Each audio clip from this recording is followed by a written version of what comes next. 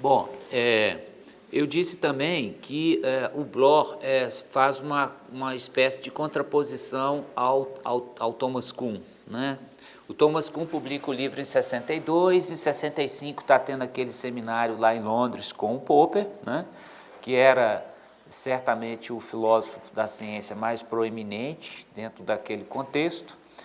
Então, a gente pode dizer que há uma espécie de um debate da história da ciência com a filosofia da ciência, né? Lembrando também que o Popper é citado lá no livro do Thomas Kuhn, né? Ainda que muito rapidamente. Então, esse debate tinha uma certa razão de ser, não só porque o Kuhn se tornou um autor importante, a obra dele começou a ser bastante divulgada, mas havia uma espécie de uma posição crítica, ainda que muito superficial, do Kuhn com relação ao trabalho do Popper, e a ideia naquele seminário era de tensionar isso, né, de se discutir mais. Então, a gente pode dizer que esse debate foi um debate entre uma perspectiva histórica ou de história da ciência, já que o próprio Kuhn defendia essa perspectiva, né, de se colocar como um historiador da ciência. Como eu disse ontem, falei, esse livro não é um livro de filosofia, um livro cercado de filosofia por todos os lados, mas como um livro de história, e, por outro lado, o Popper, que era um filósofo. Bom, na sequência da importância que esse livro do Thomas Kuhn ganhou, ele estimulou uma série de outros movimentos, né, não só dentro da própria história, da filosofia, e também na sociologia. Então, um desses movimentos, né, um desses que nasceu enormemente inspirado por Thomas Kuhn, vai ser capitaneado por esse autor, que é o David Bloch, né, numa unidade de estudo sobre a ciência, né? Também dizer o seguinte, que na medida que a segunda metade do século avança, foram sendo criadas nas universidades alguns departamentos, divisões, cadeiras, cada vez mais de reflexão sobre a ciência, não especificamente sobre filosofia da ciência, mas esse entendimento de que a ciência é algo importante e a gente deve não apenas produzir ciência, mas a gente deve ter uma reflexão sobre a ciência. Então, nesse sentido, na Inglaterra, em Edimburgo, mais especificamente, não foi diferente. Então, tem toda uma história de como que essa chamada unidade de estudo sobre a ciência foi gestada, foi gerada, mas da mesma forma que aquele projeto americano, né, que gerou o Thomas Kuhn, e outros países também começou a se pensar uma espécie de educação científica que devesse ter análises, né, sociológicas, filosóficas, históricas sobre a ciência. Então, uma certa conscientização da importância da ciência, e a unidade de estudo sobre a ciência em Edimburgo, ela é fruto desse projeto. Então, tem lá algumas pessoas que inspiraram essa escola. Essa escola acabou sendo construída, né? E, na época, 3 jovens professores assumiram essa unidade de estudo sobre a ciência. Um deles é o David Bloch, o outro é o Barry Barnes e o Stephen Shapiro. Então, esses três autores, né? O Bloch estudou matemática, psicologia e filosofia, o Shapiro estudou biologia, história e filosofia, e o Barry Barnes é um sociólogo. Então, naquela época, 3 jovens dedicados ao estudo da ciência nessas perspectivas históricas, sociológicas, filosóficas, e eles chegaram à conclusão que a abordagem sociológica era mais propícia para o entendimento da ciência, e esse autor, mais especificamente, que é o David Bloch, ele escreveu, vamos chamar assim, o postulado básico, né, que vai caracterizar essa escola, conhecida como Sociologia do Conhecimento Científico. Isso para diferenciar um pouco da sociologia tradicional, né? O Merton, como eu disse para vocês, ele já tinha dito que existe uma relação entre aspectos sociais e aspectos tecnológicos, né? Disso todo mundo já sabia. O que a escola de Edimburgo quer fazer é levar mais adiante essa questão. Então, vocês lembram que a sociologia do conhecimento, como eu disse aqui, de Durkheim, de Mannheim, dizia: a gente pode analisar aspectos sociais de produção, de arte, de política, mas de conhecimento especificamente de ciência, de ciências naturais e de matemática, fica impossível de se fazer uma sociologia do conhecimento. Então, a ideia desses autores é ir além disso. Quer dizer, será que nós não podemos fazer também uma sociologia do conhecimento científico, né? Então, eles não querem fazer uma sociologia da ciência, à la Merton, eles não querem fazer uma sociologia do conhecimento à la Mannheim, à la Durkheim. Eles querem fazer uma coisa que é um pouco diferente, quer dizer, tentar compreender em que medida, mesmo a matemática, mesmo a lógica, mesmo as ciências naturais, seriam passíveis de uma análise sociológica. Elas, em última instância, seriam também produtos sociais. Então, essa é a ideia básica, né, que eles vão desenvolver, tentando avançar. Como é que isso se dá?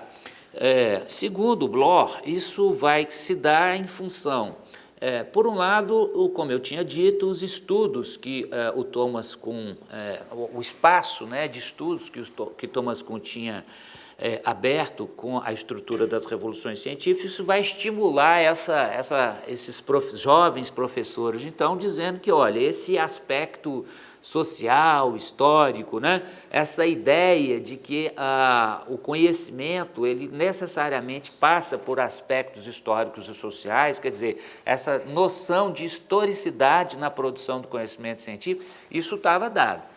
O que eles precisavam fazer é, de alguma forma, avançar nesse sentido. Então, eu vou falar um pouquinho o que é esse avançar, o que é esse programa, e depois eu vou fazer uma contraposição com o Thomas Kuhn, na medida em que ele, ao mesmo tempo que foi o principal, vamos chamar assim, inspirador dessa escola, né, também achou que essa escola estava radicalizando demais esses aspectos históricos e, com isso, levando àquela que seria uma boa dosagem de historicidade na produção do conhecimento científico para um relativismo epistemológico. Então, é contra isso que o Thomas Kuhn vai se colocar, mas aí a gente vai julgar em que medida, né, que essa leitura do Thomas Kuhn foi efetiva, em que medida que o programa Forte, essa escola de sociologia e sociologia do conhecimento científico também é chamado de programa Forte. O que eles estão propondo é isso, é um programa forte, né? A sociologia tradicional teria sido assim muito soft, vamos dizer, muito pouco incidente. Então eles têm que fazer um programa mais robusto para tentar entender aspectos das ciências naturais, da matemática, etc. Então, o programa Forte, ele teria, segundo o Kuhn, né, começou a construir certas concepções que iriam além daquilo que o próprio Thomas Kuhn tinha inicialmente pensado, tinha inicialmente projetado. Então, se por um lado, para a gente utilizar a própria metáfora que o Bloch colocou quando ele faz uma análise, né, do Kuhn e do Popper, ele chama o Popper de iluminista, como eu tinha dito ontem, e o Kuhn de romântico, né? Então, esse é o debate história-filosofia dos anos 60. Quando a gente chega final dos anos 80 e nos anos 90, início dos anos 90, parece que a coisa se inverte. Aí parece que o Kuhn é que se torna o iluminista. Então, se a gente tivesse que continuar com aquelas duas metáforas ideológicas que o Bloch coloca, fica parecendo que quem vai chamar a atenção do Bloch fala, olha, você está exagerando aí, né? Quer dizer, o programa Forte já está indo além dos limites de uma historicidade e resvalando no relativismo. Não é bem isto, né? Não é bem isto, não é por aí, né? Então, a gente pode dizer que esse debate de Kuhn entre a história, e aí já um Kuhn também bastante filósofo, vamos chamar assim, né? Que os problemas filosóficos que a história da ciência dele traz, a estrutura das revoluções científicas, o Kuhn vai passar 30 anos tentando resolver isso, e resolver isso vai significar uma reflexão de caráter filosófico, né? Então, o Kuhn já mais trabalhando mais esses aspectos filosóficos de que o modelo, né, de uma teoria da ciência dele trouxe, a gente já pode considerar ele talvez um filósofo. Nesse momento, Kuhn se torna, inclusive, presidente da Associação Americana de Filosofia da Ciência. Ele já tinha sido da Associação Americana de História da Ciência. Então, só para mostrar um pouco que, de alguma maneira, ele já tinha, para quem dizia lá atrás que não tinha, que não era propriamente um filósofo, que aquilo não era um livro de filosofia, em textos posteriores ele já se assume como filósofo, né, levando-se em consideração que ser um filósofo, talvez, da ciência, talvez antes de Kuhn, fosse algo em que, de fato, a gente não poderia...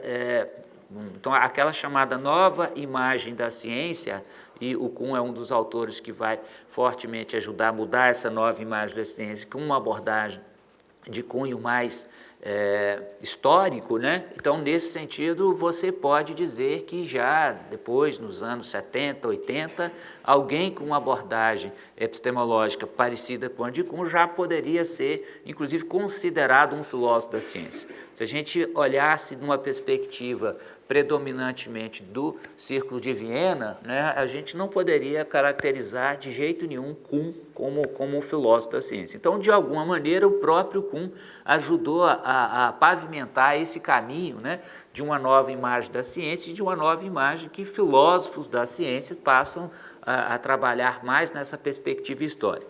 Bom, mas de qualquer forma a gente ainda pode dizer então que o debate do Kuhn agora seria da história, né, com a sociologia. Então, se houve um primeiro debate da história com a filosofia, agora a gente estaria tendo um debate da história com a sociologia. E a ideia geral do Kuhn é que houve um certo radicalismo, a gente vai ver se houve ou se não houve. Lembrando que o próprio programa Forte, ele é muito polêmico, né? Então, mais do que a obra de Kuhn, talvez, o programa Forte, a sociologia do conhecimento científico, tem adeptos, né, e tem inimigos, vamos dizer assim. Então, foi ideias muito combatidas, muito criticadas, defendidas, os próprios autores, já até com uma próxima geração, que é, no caso, o John Henry, e já o outro pensador da escola, reformulando respostas à crítica. Esse próprio livro, né, que foi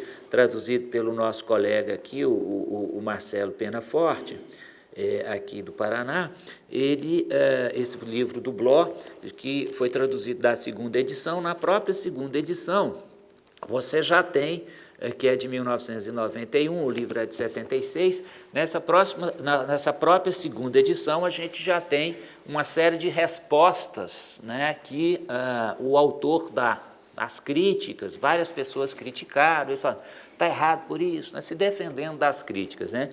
E o interessante notar que a crítica contundente que o Thomas Kuhn vai fazer é de 92, publicada em 93, então, portanto, ela não pôde ser respondida, né, nessa segunda edição, e o Kuhn vai morrer em 96. Morreu um de nós, né, mas ele não vai tocar sequer na questão da crítica que foi feita ao programa Forte, né? Ele meio que ignora solenemente essa posição, essa crítica feita pelo Thomas Kuhn, entendendo que, em larga escala, os dois estariam na mesma perspectiva, né, e que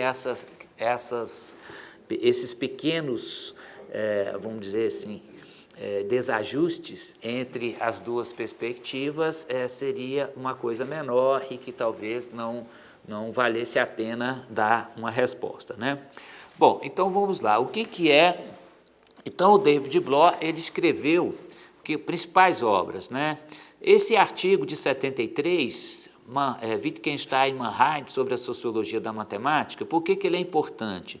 Porque é aí que ele vai esboçar o chamado programa Forte, os princípios do programa Forte. E mais do que isso, é aí que está a ideia central, quer dizer, por que a sociologia do conhecimento pode avançar? Por que onde o Mannheim parou, o Wittgenstein pode avançar? Então, a ideia básica é essa, né? Lembram que eu disse ontem que o Wittgenstein escreveu um livro que se chama Observações sobre os Fundamentos da Matemática, né? O Wittgenstein era um lógico, né? Estudou bastante matemática na época do curso de engenharia, estudou com Bertrand Russell, né? Então estava assim, bastante próximo das questões relacionadas à filosofia da matemática, né? Inclusive há críticas de um ponto de vista de que talvez os conhecimentos de matemática de Wittgenstein não fossem tão profundos, no sentido de não validar a crítica que ele faz aos fundamentos da matemática, mas isso não tem nada a ver, que na realidade ele não está... mesmo que ele não estivesse absolutamente atualizado com questões mais pontuais do desenvolvimento da matemática, né, por volta dos anos 40 até os anos 40, no sentido mais amplo, mais geral, o que ele está falando sobre a matemática é algo que se estabeleceu na tradição ocidental desde Platão. Então, ele não está discutindo uma questão pontual, ele está falando num sentido mais amplo, né, sobre os fundamentos da matemática. Então, nessa obra, segundo o Bloch, seria nessa obra que ele encontrou os subsídios para poder avançar naquilo que o Mannheim parou. Por isso que o artigo se chama Wittgenstein e Mannheim sobre a sociologia da matemática, eu vou falar daqui a pouco um pouco mais. Então, depois a outra obra é o Imaginário Social e Conhecimento, que é esse livro, né, que foi traduzido há pouco tempo para o português, até então não tinha, e é um livro que, embora o Programa Forte tenha tido um certo impacto no sentido de se fazer história da ciência, da mesma forma que eu falei de Merton, né, muitas pessoas passaram a fazer STS, né, Ciência, Tecnologia e Sociedade, com diferentes disciplinas, diferentes instituições, né, da mesma forma que o programa, que a Sociologia do Conhecimento de Merton se tornou um modelo, né, o Programa Forte também. Esse livro, ele é mais um livro de filosofia, propriamente. Embora o Bloch se coloque aqui como um sociólogo, ele fala, nós sociólogos, a sociologia é um discurso que está voltado para uma espécie de teoria sociológica da ciência, né, de compreensão da ciência, ele é um livro de filosofia, não deixa de ser um livro de filosofia, porque ele está fazendo uma espécie, ele está estabelecendo o que chama de princípios de um programa, né? Inclusive, é um livro difícil sob certos aspectos e, diferentemente de outros livros, ele tem uma arquitetura, né, de construção um pouco, talvez não muito convencional, então ele dificulta para que as pessoas, mesmo quem faça história da ciência um pouco nesse sentido do chamado Programa Forte, eu acho que às vezes tem um pouco de confusão. As pessoas falam, eu faço história da ciência na perspectiva do Programa Forte, mas muitas vezes sem ter um conhecimento mais detalhado do que efetivamente isso significa, né? Pega uma espécie de bandeira geral do Programa Forte e se faz isso. Então, eu acho que talvez boa parte dessas críticas, não querendo exatamente defender o Bloch, mas eu acho que talvez não seja uma obra tão didática, né? Se a gente for comparar com a estrutura das revoluções científicas, por exemplo, é muito menos didático. Então, nesse sentido, a assimilação das ideias do livro, elas não é tão fácil, então isso talvez implique, né, em distorções e mesmo que a pessoa diga que está aplicando o Programa Forte, em alguns casos até, não sei se é o caso. Ontem eu dizia o seguinte, que de alguma maneira o Kuhn estava trabalhando assim com muitas minúcias, né, de lógica, linguagem, tentando compreender certas coisas, e é muito difícil escrever, traduzir isso para uma linguagem mais geral, para uma teoria da ciência mais geral, e que de alguma maneira fosse mais didática. Então é um pouco isso que eu sinto nesse livro. Ele não é tão didático nesse sentido, e essa falta de didatismo também contribuiu para um certo...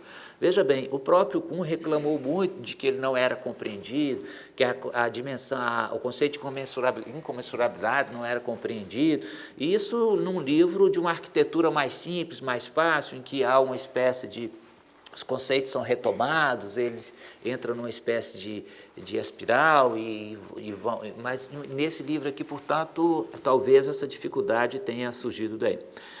Depois eu coloquei 2 livros sobre Wittgenstein também, né? Isso é só para mostrar que, de alguma forma, o Bloch é um leitor de Wittgenstein.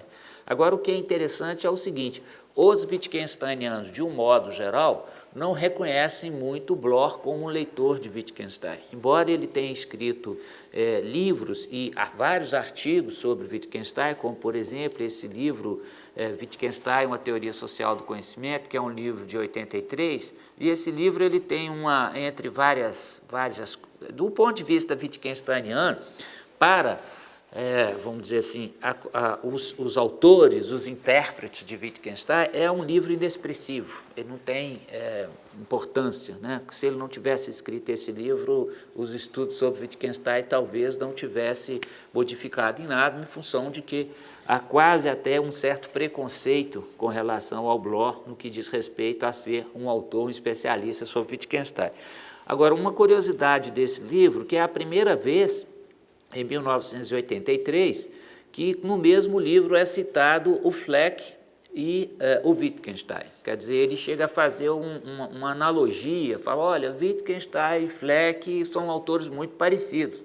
Eles têm objetos de estudos diferentes, mas eles têm uma abordagem semelhante. Então, ele não desenvolve isso, né? Evidentemente, ele faz uma crítica ao Fleck, ele fala que Fleck... Isso é muito comum a esses autores posteriores, né? Assim como o Kuhn faz uma crítica, assim como o Bloch, o próprio Shape, de um modo geral, eles entendem que Fleck foi pioneiro, mas não reconhecem muito um valor, né, na obra do Fleck. Então, é o caso que acontece aqui com o Bloch. Então, mas ele tem esse mérito de ter sido o primeiro livro, né, a pelo menos... quer dizer, o único livro que eu conhecia até então, que você tinha no mesmo livro essas 2 palavras, quer dizer, Wittgenstein e Fleck, era o livro do Kuhn, né? Então, na realidade, o primeiro a trazer esses 2 autores, né, aparecer num livro, foi o Kuhn. O que o Fleck está fazendo? Ele está correlacionando, é o primeiro a correlacionar os 2. Existe uma certa semelhança aqui, vamos dizer assim, usando o conceito do Wittgenstein, existe uma certa semelhança de família naquilo que o Fleck está fazendo, naquilo que o Wittgenstein está fazendo, mas ele não desenvolve isso, ele não escreve mais. Depois ele escreve um outro texto sobre Fleck, uma coletânea de artigos que sai em 1986, mas para dizer que a noção de estilo de pensamento é uma noção muito confusa e dificilmente vai nos ajudar a fazer uma boa sociologia do conhecimento. Então, portanto, uma visão crítica de alguma forma se desvencilhando do autor do Fleck.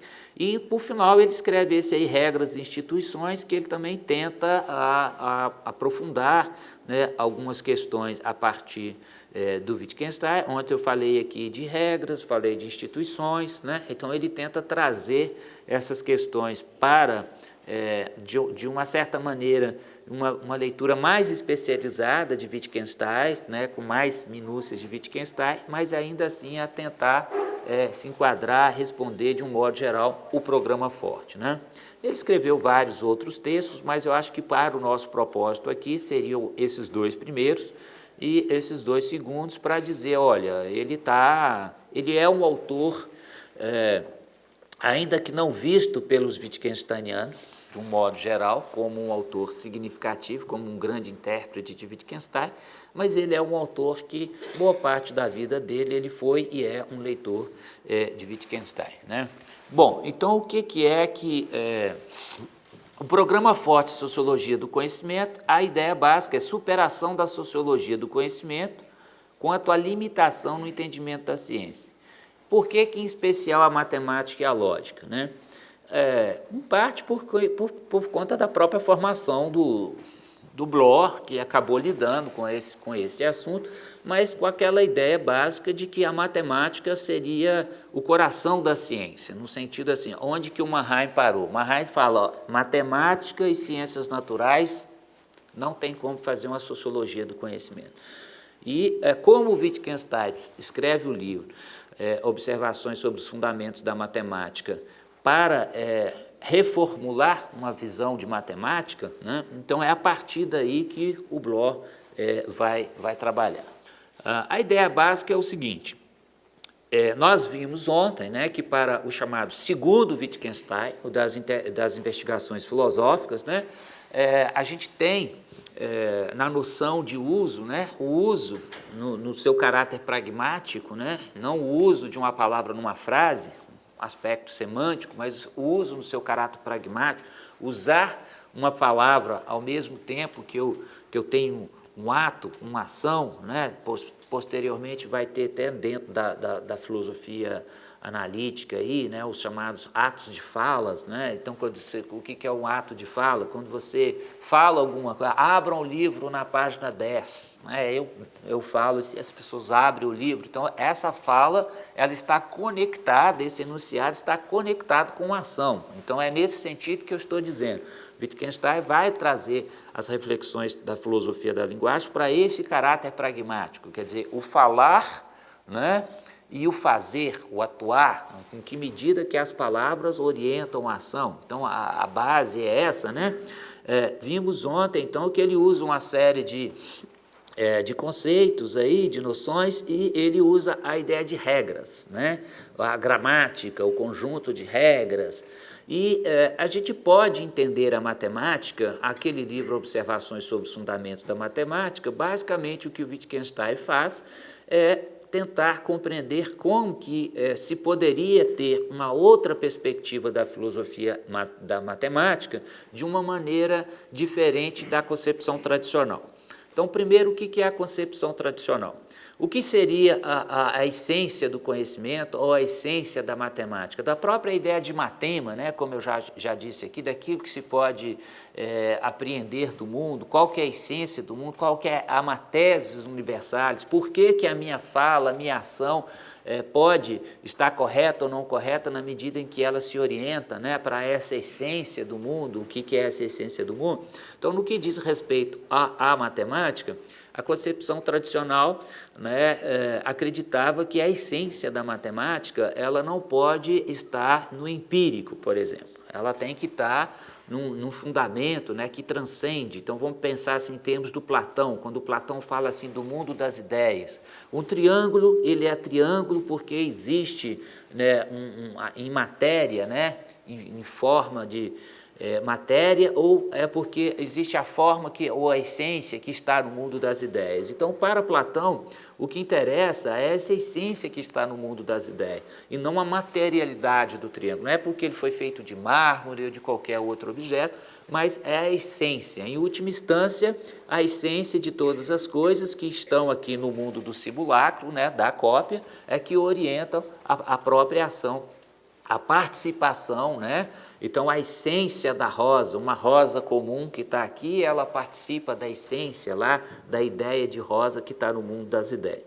Bom, então, quando a gente pensa em termos matemáticos, quando o matemático avança na matemática, no conhecimento matemático e trabalha com um novo ente matemático, né, um número, uma equação, qualquer que seja esse ente matemático, quando ele avança na matemática, o que ele está fazendo? Ele está descobrindo esses entes matemáticos que estão lá, numa espécie de mundo das ideias, ou ele está simplesmente inventando esses entes matemáticos, né? Então, essa perspectiva platônica, ela prevaleceu com relação à perspectiva empírica, porque desde o contexto grego, né, se percebeu que existiam entes matemáticos que não correspondiam exatamente com entes empíricos, né? Então, essa ideia, olha, eu tenho uma pedrinha, eu tenho um número, né? Eu tenho duas pedrinhas, eu tenho o número 2, por exemplo. Então, quando eu tenho o aspecto formal de um lado e o aspecto material do outro, eu posso estabelecer uma correspondência. Mas, de repente, você tem os incomensuráveis. De repente, você tem entes matemáticos que não correspondem exatamente aos entes empíricos. Isso traz um certo desconforto, né, dentro da do sistema pitagórico. De certa maneira, a teoria das ideias de Platão é uma resposta nesse sentido, né? O Eudóxio vai dar uma resposta matemática, isso tem toda uma trajetória, vai chegar até o cálculo na modernidade, né? Não se trata de abordar isso aí, mas a ideia de que a resposta platônica, né? Quer dizer, quando o matemático avança no seu conhecimento, aquele ente matemático que não se reduz ao mundo empírico já está lá esperando o matemático. Então, essa é uma concepção que, de alguma maneira, vai atravessar, vai ser muito forte, essa concepção idealista vai ser muito forte para se contrapor à concepção empirista, né? O Stuart Mill escreve um livro chamado Um Sistema de Lógica, se eu não me engano, e ele vai fazer uma espécie assim, de última defesa dessa perspectiva empírica, tentando mostrar, né, como todo o bom empirista, dizendo que, em última instância, todos esses entes abstratos eles se reduzem ao mundo empírico. Depois o Frege vai fazer crítica a essas questões. Significa dizer que, de um modo geral, a filosofia da matemática, vamos chamar idealista ou essencialista, ela sempre prevalece com relação a essa outra que é empírica, né? Então, se eu tenho um ente aqui, mas como é que eu tenho coisas que não correspondem aqui? Que coisas são essas? Bom, aí que vem a resposta do Wittgenstein. Quer dizer, por um lado, uma filosofia da matemática empírica, né? Por outro lado, uma filosofia da matemática idealista. Como que o Wittgenstein responde a essa perspectiva? Ele vai falar, em linhas gerais, essa frase é textual dele, ele fala assim: o matemático ele não é um descobridor, ele é um inventor. O matemático inventa, né? Ele não descobre regras, ele não descobre essências, entidades matemáticas, mas ele inventa essas entidades matemáticas. Inventa como? Ele vai dizer que a matemática ela é um conjunto de regras. A matemática é um jogo de linguagem. Da mesma forma que o teatro é um jogo de linguagem, as nossas ações, nos nossos contextos sociais, de um modo geral, são jogos de linguagem. A matemática é um tipo de jogo de linguagem, é um tipo específico de jogo de linguagem. E nesse jogo de linguagem, o que a gente faz? A gente estipula uma série de regras. Então, fazer matemática é estipular regras. Então, quando você avança em direção ao novo ente matemático, significa dizer que você avançou na formulação de uma nova regra. Então, a base, né, a ideia de gramática. A matemática é uma gramática. Evidentemente, como eu disse aqui ontem, se os fatos fossem outros seriam os nossos jogos de linguagem. Então, a matemática ela tem que lidar com essa dimensão empírica. Eu não posso ter uma teoria que, de alguma forma, seja... a experiência vai contradizer essa minha teoria matemática, esse meu postulado geral, a minha cadeia de dedução, né? Quer dizer, no momento em que essa matemática dialoga com a dimensão empírica, essa regra tem que ser, vamos dizer assim, bastante articulada para que não haja uma contradição. Mas muitas vezes a gente percebe, mesmo quem não é matemático, a gente percebe que tem algumas coisas na matemática que a gente estabelece uma convenção ali e pronto, essa convenção, né? É uma espécie de caixa preta, assim, olha, isso aqui é alguma coisa que a gente não sabe exatamente, mas dado isso, né, atualmente a matemática considera que seja assim e tal. De repente alguém vai lá, melhora esse problema, né? Então, nesse sentido, o que seria a matemática? Seria uma longa cadeia de dedução, né? Uma longa cadeia de regras, né? Então, a perspectiva dele é essa: fazer matemática é criar regras. Se eu desenvolver a matemática de acordo com aquilo que está proposto, né? Então, professor de matemática vai lá e pede para o aluno fazer. O aluno vai e desenvolve. Depois, o aluno erra. Aí o professor fala: você errou. Por que ele errou? Ele errou o quê? Ele errou a regra, né? Vai fazer uma inferência qualquer, às vezes um erro simples, ele troca um número, etc. e tal, mas de qualquer forma, ou às vezes ele passa uma passagem que ele não poderia fazer, mas enfim, qualquer que seja o ato que ele tenha que fazer, para o Wittgenstein isso seria a regra, porque a gramática, matemática, estipula o que pode ser feito e o que não pode ser feito. Agir de acordo com a regra matemática, né? De vez em quando algum matemático muda essa regra. Ele fala, olha, é melhor fazer dessa forma, né? Inventa um novo teorema, alguma coisa nesse sentido. Mas isso é uma invenção para o Wittgenstein. Isso não é, vamos dizer, uma descoberta, tá? Então a frase textual é: o matemático é um inventor, não um descobridor. Com isso, quando o Bloch lê esse livro do Wittgenstein, ele falou, está resolvido. Agora significa dizer que até mesmo a matemática, ela é, em última instância, baseada na sociedade, em aspectos sociais. Porque para o Wittgenstein não há diferença, né, em termos de uma gramática, vamos dizer assim, da ética, tá? Ele fala isso, quando ele está falando de instituições, ele fala o que são instituições, né? Por exemplo, definir o que é bom, o que é correto, do que não é correto. Uma sociedade define o que é correto, o que não é correto, né? O valor do que é bom, o que não é bom, do estético, do ético, através dos seus jogos de linguagem. Né? Às vezes o sujeito, ele sabe que uma ação que se ele for fazer, ela vai ser bem vista ou não. Ele já sabe, em função do que ele sabe, de um entendimento dessas regras, de entendimento dessa gramática. Né? Às vezes a gente não entende, porque lembra que eu disse, a gramática é profunda, a gramática é panorâmica, é um conjunto de coisas, às vezes ele intui. Eu falo, isso não me parece que é uma coisa muito correta. Correta com relação ao quê? Correta com a gramática da minha cultura, eu não posso ter esse procedimento. Pode ser que outra cultura tem coisas que é tranquilo de se fazer numa cultura, tem coisas que não é tranquilo de se fazer na outra, em função da gramática.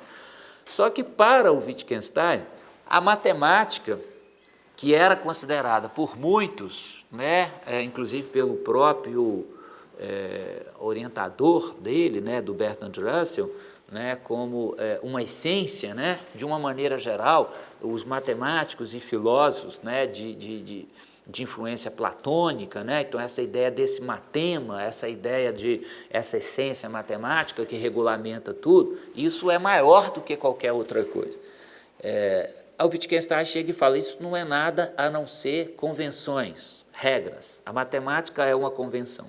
Posteriormente, o Poincaré trabalha, aliás, o Poincaré trabalha com isso antes, né? Ele trabalha com isso na questão do convencionalismo, ele tem uma ideia um pouco parecida, né? De que a ideia de convenção na matemática é a ideia de que a matemática ela tem uma regra geral, que é o seguinte, não pode contradizer o empírico, né?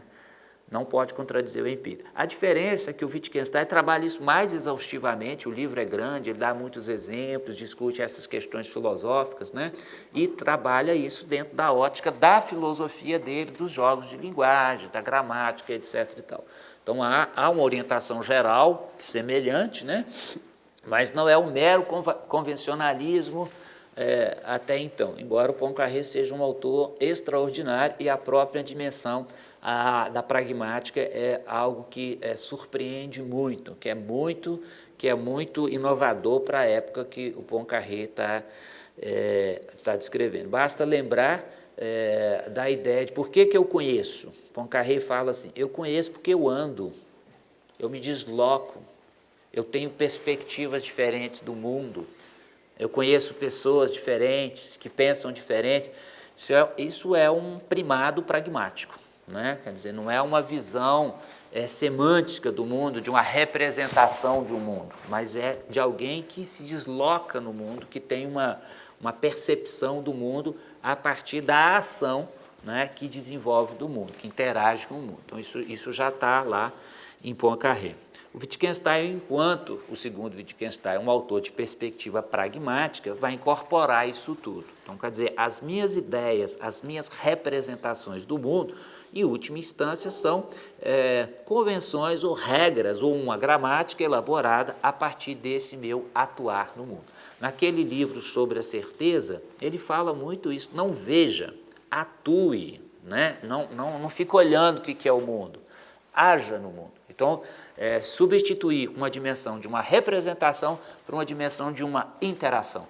E interação significa costurar uma série de regras, a partir da prática, do uso, ações que são repetidas, né, geram regras. Né? Você faz uma ação uma vez, dificilmente vai gerar uma regra, né?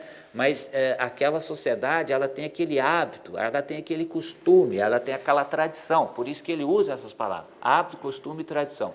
O que é fazer matemática? Hábito, costume e tradição.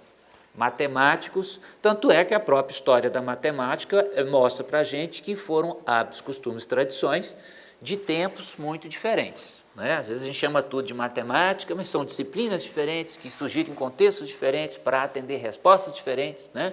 Então a matemática seria uma gramática, né? um jogo de linguagem que iria dar respostas para certas questões peculiares, né? Para certas necessidades. Né? Então, até um certo momento, não houve a necessidade de ter o zero, por exemplo.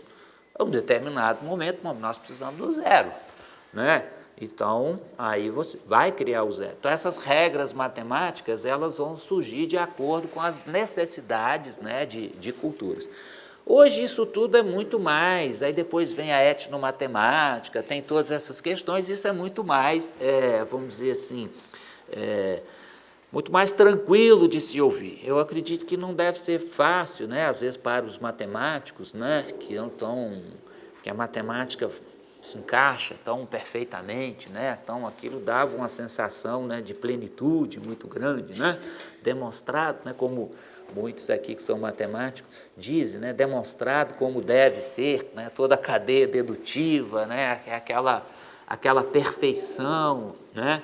Aí falar que isso é um conjunto de regras soa como uma heresia. Né? Então, a pessoa mas não é bem assim. Então, o Bloch se sente absolutamente convencido disso. Né? Então, aquele limite entre ciência, mesmo a matemática é, no fundo, algo que é criado, que é gerado, né, por uma prática social. Então, essa que é a ideia. Então, com isso, teria sido transposto, né, o Rubicão, né, teria sido transposto o limite, né, em que o Mannheim se encontrou. Aí fala, eu vou pegar o Mannheim, mostrar até onde ele foi e dizer, a partir de Wittgenstein, nós podemos ter uma sociologia forte do conhecimento. Podemos entender que mesmo a ideia de lei natural, mesmo a ideia de forma lógica, de essência matemática, em última instância, são pautadas, são instituídas por práticas sociais. Então, essa é a ideia básica, quer dizer, pegar o Wittgenstein e levar para aspectos da ciência que Wittgenstein teria muito mais indiretamente formulado, né? Ele está preocupado, ele escreve também sobre os fundamentos da psicologia, trazendo essas questões para se pensar a subjetividade, né? O Wittgenstein, mas especificamente o Bloch está interessado nessa questão da matemática. A sociologia da ciência pode explicar o conteúdo e a natureza do conhecimento científico. Está vendo? Até então se pensava que não. Né? Ciência não. Vamos explicar as práticas religiosas, vamos explicar a política, mas não vamos explicar o científico. Para o sociólogo, o conhecimento é tudo aquilo que as pessoas consideram conhecimento. Por que eu pus isso aí? Porque é uma prática social. Tá? Se uma cultura está chamando aquilo que ela produz de conhecimento, aquilo é conhecimento. Então, é uma ideia, o conhecimento é uma transcendência, é algo, uma essência que está... Conhecimento é o que as pessoas produzem no seu dia a dia, nas suas interações sociais. Né? O sociólogo estará interessado, em particular, pelas crenças que são assumidas como certas, institucionalizadas ou ainda investidas de autoridade por grupos de pessoas. A ideia do institucionalizar. É a prática, é a gramática, é a forma de vida. Então, é a partir dessa perspectiva que ele está dizendo. Isso aqui, por que ele chama isso de uma sociologia? Porque essa dimensão do social está presente no Wittgenstein. Eu tinha dito para vocês antes, né, que Marx trouxe enormemente essa dimensão, né? E, nesse sentido, todos nós somos marxistas, né? Porque hoje o pensamento contemporâneo ele é muito pautado por essa dimensão sociológica aí, né? Então, nesse caso, o que o Bloch está fazendo? Ele poderia falar, eu estou fazendo uma filosofia da ciência, que não deixa de estar fazendo. Mas essa filosofia da ciência, ela tem um comprometimento com essa dimensão social. Ele quer se contrapor, né? Ele não quer, embora ele respeite, né, o Sir Karl Popper, né, como ele se refere, ele não quer estabelecer uma filosofia da ciência que não tenha, como diria Wittgenstein, o solo áspero, né? Tem uma passagem do Wittgenstein que fala, a gente tem que se voltar para o solo áspero. O Fleck também tem uma passagem parecida com isso. Então, o que é o solo áspero? São as práticas sociais, tá? Então, é dentro dessas práticas sociais institucionalizadas, né? Os 4 princípios, né? Aí ele vai dizer, esses 4 princípios, primeiro que depois à frente ele vai falar, eu fiz mal, chamei esse negócio de princípios. E depois também isso vai trazer uma série de encrencas para ele. Então, eu sinceramente, eu não sei se esses princípios são aplicados pelas pessoas que fazem história da ciência, falando que estão fazendo em nome do programa Forte. Então, o próprio Bloch reconheceu que talvez, ele é favorável aos princípios, ele não é contra, ele acha que é isso aí mesmo, só que ele acha que talvez isso tenha introduzido, primeiro, não chamar de princípio, né? Isso é um pouco anti-Wittgensteiniano. Vocês viram a minha dificuldade aqui, vocês não perceberam, né? Se vocês não são Wittgensteinianos, assim, de carteirinha, eu falo, não, porque os conceitos de Wittgenstein, bom, pera lá, conceito, né? Então a gente costuma falar muito mais noções. Noção é uma coisa assim muito menos rigorosa do que conceito, né? O conceito para o filósofo é uma coisa assim, é o arroz com feijão do filósofo. Então, o conceito ele tem que estar muito bonitinho, muito fechadinho, muito... E Wittgenstein fala, ele não é bem assim. As coisas são muito, né? Você pode até ter, em algumas ocasiões, um núcleo duro, mas isso é semelhança de família, então há uma mobilidade. Então, se fala muito mais de noção do que propriamente de conceito, né? Porque dá aquela ideia de que um conceito ele atravessa o tempo. Uma noção, ela é empregada dentro de um contexto, mas ela pode mudar, ela pode ter uma semelhança de família, né? Então, esse negócio de falar de princípio, então, é mais complicado. Eu falei, se o Wittgenstein fala, não faça teoria, isso aqui tem uma cara de uma teoria, né? Então, para um Wittgensteiniano, os princípios são estes. Isso aí parece muito mais um autor metafísico tradicional, né? Uns princípios da filosofia primeira, né? Isso aí é muito mais... a gente faz isso, tá? Todo mundo faz teoria, todo mundo tem princípios, mas metafisicamente falando, você tem um compromisso muito grande. Então, retoricamente falando, seria melhor não falar dessa maneira como o metafísico tradicional faz, né? Mas quais são esses 4 princípios? Causal, condições que ocasionam as crenças ou estados de conhecimento. Essas crenças elas não aparecem à toa. Alguma coisa fez, algum contexto gerou isso, tem uma causa. Por que eu acredito nisso? Não acredito porque aquilo, tal. Imparcial, verdade, falsidade, racionalidade e irracionalidade. Então, quando um sociólogo da ciência, do programa Forte, vai trabalhar, para ele não pode trabalhar só com a ideia de, por exemplo, sociologia do erro. O que dá certo você nem precisa explicar, porque deu certo. Você pode explicar o que deu errado. Não, você tem que explicar as duas coisas. Por que algo é considerado certo, por que algo é considerado errado. Então, essa ideia de imparcialidade é ver os dois lados, né? É ver como que algo é verdadeiro ou falso, ou racional.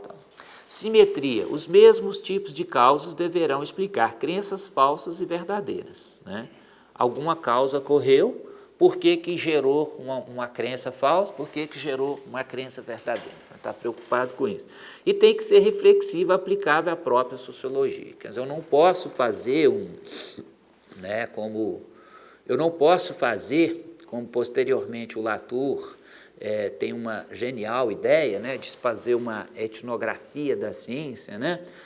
O antropólogo vai lá para a tribo, né, entre aspas, né, primitiva, né, até que politicamente não se usa essa expressão mais, né? Então, por isso, entre aspas. Então, você vai lá para a tribo e fica assim, não, eu sou ocidental que estou descrevendo lá o que o Latour faz.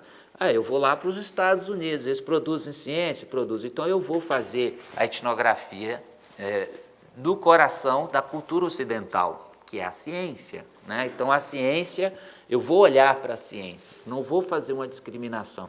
Eu vou olhar o atrasado, né? Como é que eles articulam as crenças deles, porque nós somos adiantados, né? Então, nesse sentido, no caso a etnografia, mesma coisa a sociologia, ela teria que ser autorreflexiva, né? Ela teria que ser autoaplicativa. Eu tenho que usar para poder compreender o outro. Então, esses seriam os princípios, né? O Mannheim, apesar de sua... Isso vocês já estão perito em Mannheim. Você sabe que o Mannheim foi legal, mas parou lá na porta, né? Apesar de sua determinação em estabelecer cânones causais e simétricos de explicação, faltou-lhe vigor ao considerar assuntos aparentemente autônomos como a matemática e as ciências naturais. Aquilo que eu tinha dito. Aí ele não vai avançar. Sociologia do conhecimento e sociologia do erro. Isso é o que eu tinha dito, né? Que a sociologia do conhecimento, normalmente, ela é utilizada assim para explicar a sociologia do erro. Por que deu errado? Porque o fulano estava errado, e não, o que deu certo não precisa explicar. Eu separei ali o empirismo. O livro é bastante complexo, mostra muitas coisas, mas eu acho que esse ponto é importante porque é o seguinte, tem uma noção que vai ser importante para o programa e, sobretudo, para os historiadores que trabalharam a partir do programa Forte, que é a ideia de negociação.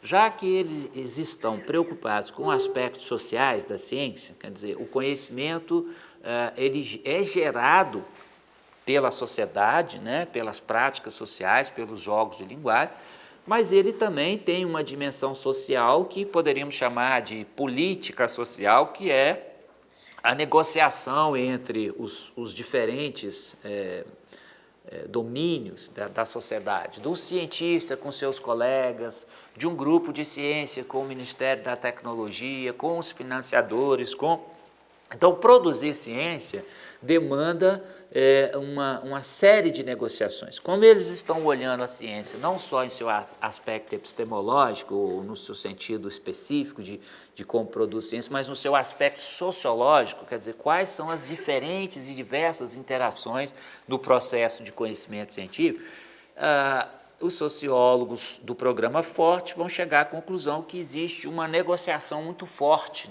nessa cadeia toda de produção do conhecimento científico. Daí, o que aconteceu? Daí, muitos começaram, como é o caso do próprio Thomas Kuhn, a crítica contundente do Thomas Kuhn é com relação à noção de negociação. Ciência não é só negociação. Eu não posso só negociar. Por exemplo, o caso Lysenko, né? Você sabe que o Lysenko defendia no mundo russo lá, defendia uma visão de biologia antimendeliana.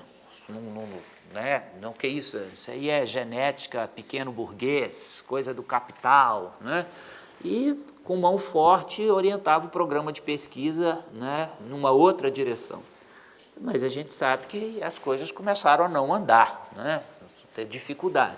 Então, se só negociação na ciência fosse uma coisa que levasse a ciência em algum lugar, o Lysenko teria feito a melhor ciência possível, porque ele tinha uma capacidade de negociação muito grande. O caso que eu citei aqui ontem, do livro do Gerald Gayson sobre o Pasteur, a gente sabe, sim, que o Pasteur tinha uma grande habilidade de negociação. Ele ia para a imprensa para falar que a vacina deu certo quando a vacina deu certo, porque todas as que davam errado, ele não ia falar que dava errado. O paciente morreu, ele deixa quieto, o paciente está vivo, vamos chamar a mídia e tal. Então, o cara vai mostrando como que o Pasteur era extremamente hábil em negociar. Ele negociava, tinha um maior orçamento de ciência, né? A vacina antirrábica, por exemplo, era produzida pelo cunhado, casado com a filha, o quê? Quando casa? Genro, pelo genro dele. O genro trabalhava no laboratório, né? Então, ó, mas ele era o principal pesquisador. E falou, ó, você vai desenvolvendo aqui que eu estou desenvolvendo aqui. Aí ele precisava dar uma resposta rápida, o do genro estava melhor. Ele pegou o do genro e falou, ó, essa aqui é a minha. Então mostrou, ele fazia esse tipo de coisa, mas assim, eu não sei se isso é demérito. Ele era o pesquisador que orientava, que dizia para o genro o que ele tinha que fazer e tal. E aí, ou quando a vacina deu certo, mostrava. Bom, esse livro do Gayson causou muita polêmica, porque ele está falando, está vendo, isso é negociação. Pasteur foi um grande cientista porque ele negociava. Bom, mas ninguém vai negar que o Pasteur foi lá, trabalhou com os processos bioquímicos, tem uma série de coisas. Então na realidade, o que o programa Forte está tentando dizer é o seguinte, que tem uma dimensão empírica, laboratorial. O Pasteur foi lá e trabalhou direitinho. Ele não é simplesmente inventou as coisas da cabeça dele. Isso é um aspecto, tá? Como produzir ciência. Você tem uma dimensão teórico, metodológico, empírica, isso funciona. E a outra é a negociação. Qual que é a visão geral que as pessoas têm do programa Forte? Da negociação, né? E a crítica do Kuhn, embora ela é pertinente sobre alguns aspectos, ela ressaltou muito esse lado negativo também. Então, quer dizer, isso é negociação. Então, o que o lado mais... o Leviatã e a Bomba de Ar é o livro mais conhecido, né? Virou um clássico da historiografia, talvez depois do livro A Estrutura das Revoluções Científicas, do Kuhn, o livro de maior impacto na historiografia da ciência tem sido esse livro chamado Leviatã e a Bomba de Ar. Basicamente é uma querela entre o Hobbes e o Boyle, que é o químico, né? Dizendo se tem ou se não tem o vácuo, né? Se cria uma bomba de ar para mostrar a existência ou não do vácuo, e você tem um defendendo e o outro atacando essa ideia, né? Não, isso não pode ter, porque a filosofia diz que não, e todo aquele percurso, toda aquela negociação. Esse livro é do Shape, e Scheffer, um dos três representantes lá, e esse livro é um livro grande, extremamente trabalhado, documentado, né? Tem lá os seus problemas, segundo alguns críticos, né? Mas é um livro que causou um impacto enorme. Ele foi publicado pela Universidade de Princeton e agora, há poucos anos atrás, ele teve uma segunda edição.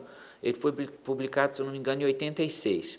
E no centenário de comemoração da editora da Universidade de Princeton, foi dito que esse foi o livro que eles mais venderam. A Universidade de Princeton fez vários livros nesses 100 anos, mas o livro que mais impacto causou, que mais crítica teve, né? O próprio Thomas Kuhn leu e ficou horrorizado com o livro e tal. Bem ou mal, né? Esse livro virou um clássico. De 86 para cá ele virou um clássico, é um livro que, de alguma forma, foi extremamente comentado, né? E esse aspecto da negociação quase sempre é o que é. É como se, olha, eu não tenho condições de saber se existe o vácuo ou não, então aquele que produzir uma melhor negociação, uma melhor argumentação retórica vai levar. Aquele que conseguir produzir uma melhor estratégia de perpetuação do seu discurso vai levar. Então, é um pouco contra isso que... Então, na realidade, o Bloch, pelo menos, ele não está falando assim. Então, por isso que eu separei algumas coisas. Ele tem 2 capítulos sobre empirismo. Ele fala, é lógico que o programa Forte obedece à empiria, obedece os aspectos teórico-metodológicos, as regras de produção de ciência. Mas, em geral, quando se fala de programa Forte, isso não é levado em consideração. Então, olha lá, o ponto crucial quanto ao empirismo é o seu caráter individual. Tá certo. Ele vai fazer uma crítica do empirismo direto, porque todo conhecimento que a gente tem, ele passa por um empirismo direto, mas ele passa por um processo de socialização. Boa parte do nosso conhecimento, né, ele vem da linguagem, de informações, ele não vem necessariamente de um conhecimento empírico direto, tá? Então ele faz uma crítica a um empirismo ingênuo nesse sentido, mas ele não ignora que os fatos estão aí, né? Eu traduzi um texto anos atrás que a primeira frase é assim: a mídia, estou falando de mídia, a mídia forja nossa ideia de real. Era um texto que falava sobre a internet, isso tem uns quase 20 anos já, e a mídia forma a nossa imagem, nossa ideia de real. Então, o autor defendia essa ideia, naquela época começando a falar de internet, cerca de 20 anos atrás, e a ideia dele, que ele defendia, é que boa parte do nosso conhecimento vem de informações da mídia. Né? Não é nem do laboratório nem nada, vem da mídia, né? Ou vem do conhecimento tácito, né? Lá do Polânia, no corredor, a gente estava comentando isso aqui, é no intervalo, por isso que o café é demorado, tá, gente? É no intervalo é que a gente troca as informações, fala, aqui, aquele livro, aquele autor, vai lá na minha universidade, eu vou lá na sua, e tal, entendeu? Então, é esse momento, né, Eduardo, tudo planejado, a gente já sabe que é extremamente importante, né? E não é o laboratorial, embora, evidentemente, não vá se negar, né, esse aspecto empírico que é dado lá. O ponto crucial quanto ao empirismo é o seu caráter individual. Os aspectos do conhecimento que cada um de nós pode e deve fornecer, eu devo ter copiado alguma coisa, fornecer a si próprio, podem ser explicados de maneira adequada por esse tipo de modelo, mas, ele não é contra. Mas quanto do conhecimento humano, ele está perguntando, quanto do conhecimento humano e quanto da ciência são construídos tão somente pela confiança individual na interação do mundo com nossas capacidades animais. A gente acaba construindo uma grande rede que tem aspectos empíricos, mas que tem aspectos das outras regras que eu estava falando. A experiência individual não ocorreria, de fato, dentro de um quadro de pressupostos, critérios, propósitos e significados que são partilhados. Afinal, a sociedade fornece essas coisas à mente individual e proporciona ainda as condições segundo as quais elas podem ser sustentadas e fortalecidas. A sociedade, as regras sociais, não é? O sujeito que vê pelo olhar do coletivo, lembra do Fleck? A gente olha pelo olhar do coletivo, a gente olha, faz uma análise cultural, a gente é um ser de cultura, né? O Robinson Crusoe, quando saiu, foi lá para a ilha, ficou perdido, aí um dia ele vê pegada e ele dá o nome, a pegada que vai ser do índio, como é que o índio chama? Sexta-feira. Sexta-feira é o quê? É um dia da semana. Quer dizer, ele saiu da cultura, mas a cultura não saiu de dentro dele, né? Ele está vendo aquilo lá, parece, que bonito. Bonito o quê? Com os padrões que a gente estabeleceu, de ideia do que é bonito, o que não é bonito. Então, muitas coisas, é lógico, tem lugar para o indivíduo. Quando eu falo desses autores, de Fleck, de Wittgenstein, as pessoas, esse mundo é muito cruel, porque eu achei que eu era eu, e eu não sou eu sou aquilo que a sociedade fala que eu tenho que ser. Eu falo, pera lá, mas tem muitas escolhas, né? Você faz a tessitura da sua subjetividade a partir de uma gama você pode escolher N religiões, N orientações sexuais, N partidos políticos, N lugar para... Enfim, né? É quase que impossível ter um indivíduo igual ao outro, né? É muito difícil. Então, nesse sentido, não precisam ficar preocupados, não. Mas, né, a tessitura, aí a pessoa, mas eu não gostei desse negócio de tessitura, eu gostava mais de ser eu mesmo por mim próprio, né? Então, esse negócio de eu ser eu mesmo pelo outro, né? Mas você forma você mesmo passando pelo outro, pela alteridade e pelas possibilidades. Não adianta, né? Eu não posso, por exemplo, eu não tenho vocação para ser atleta. Já até tentei, mas não dou conta, né? Aí no segundo dia eu já não vou, então assim, é complicado. Agora tem gente não, que já é um atleta nato. Então você tem uma herança biológica, né? Você vai compondo. Então é legal, cada um tem uma tessitura própria, né? Uma individualidade, né?